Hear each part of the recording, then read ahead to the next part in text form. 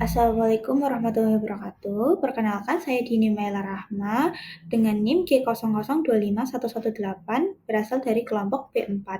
Di sini saya akan menjelaskan mengenai situs fasialis pada anatomi.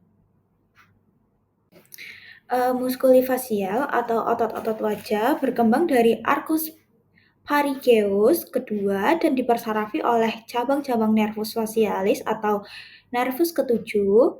Lalu muskuli ini berada dalam fascia superfasialis dengan origo pada tulang atau fascia dan berinserio pada tulang kulit.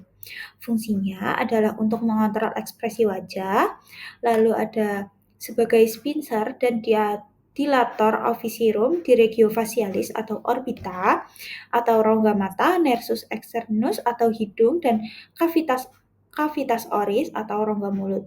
Berdasarkan fungsi di atas, musculifacies dikelompokkan menjadi kelompok orbitales, terdiri dari musculi orbicularis osculi, pars orbitalis, dan pars palpebralis, lalu musculi corrugator supercilla. Lalu ada kelompok yang kedua yaitu kelompok nasalis, terdiri dari musculi nasalis, pars transversa, dan pars alaris. Lalu ada musculi proceus, musculi depressor septinasi. Lalu untuk muskuli selanjutnya yaitu ada kelompok oralis. Kelompok oralis ini terdiri dari muskuli orbicularis oris, lalu musculus buccinator, lalu kelompok muskuli atas.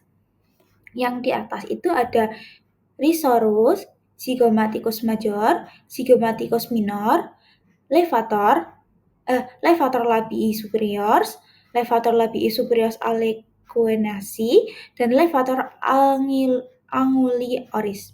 Lalu kelompok muskuli yang bagian bawah itu ada depressor anguli oris, depressor labil inferioris, dan metalis.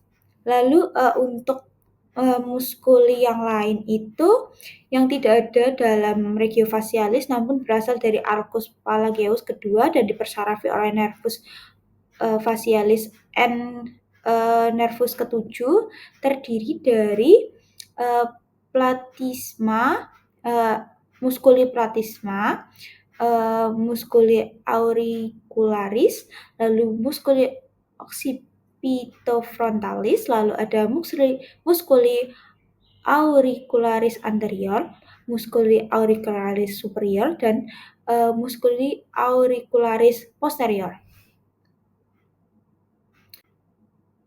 Lalu ini aku akan menjelaskan tentang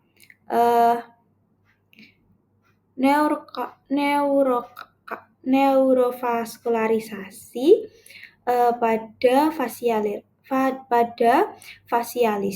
pada situs fasialis.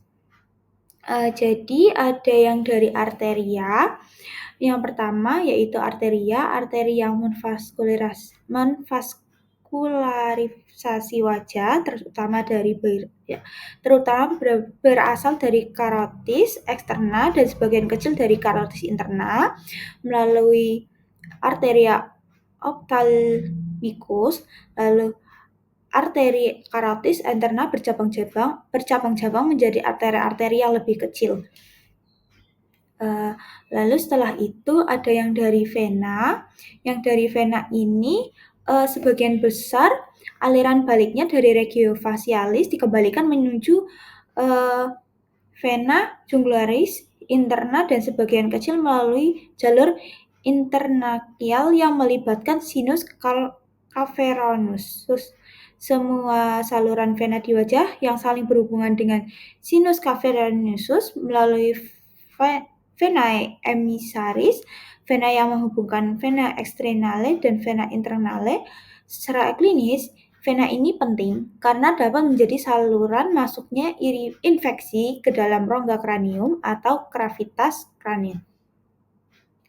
Lalu sekian dari saya, kurang lebihnya mohon maaf.